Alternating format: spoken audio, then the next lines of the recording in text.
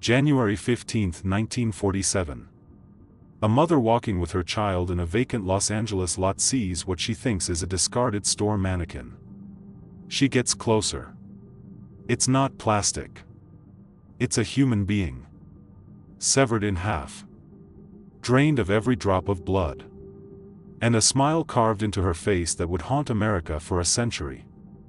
Elizabeth Short was just 22. She came to Hollywood to be a star, but she became its darkest legend. Tonight, we aren't just looking at the crime, we're looking at the woman. This is the truth behind the Black Dahlia. Before the headlines, she was Beth. A girl from Massachusetts with a respiratory condition that sent her to the Florida warmth. She was beautiful, yes, but she was broken. Her father had faked his own suicide during the Depression only to reappear years later. She was looking for a father figure in every man she met. In 1945, she fell in love with a pilot named Matt Gordon.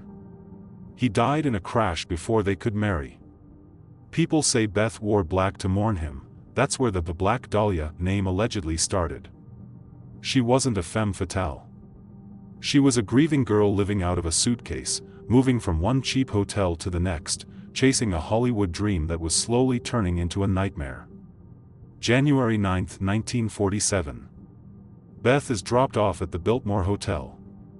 She walks out the door and she vanishes. For 7 days, she disappears from the face of the earth. In 2026, investigators are still obsessed with those 168 hours. Where was she? Some say she was held in a basement. Others say she was at a party that went wrong. But the state of her body when it was found suggests something much more calculated. She wasn't just murdered.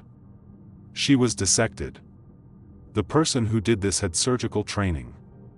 They knew how to perform a hemicorporectomy, a procedure to cut a body in half between the lumbar vertebrae. This wasn't a crime of passion. It was a professional job. The list of suspects is a who's who of 1940s madness. Dr. George Hodel, a brilliant, sadistic physician whose own son found photos of Beth in his private vault. George Knowlton, whose daughter claims she saw the murder in their garage. And the man we discussed recently, Marvin Merrill, the medical student who vanished right after the crime. But look at the Glasgow Smile carved into her cheeks. It was designed to mimic a permanent grin. It was a message. The killer wanted her to keep smiling for the cameras.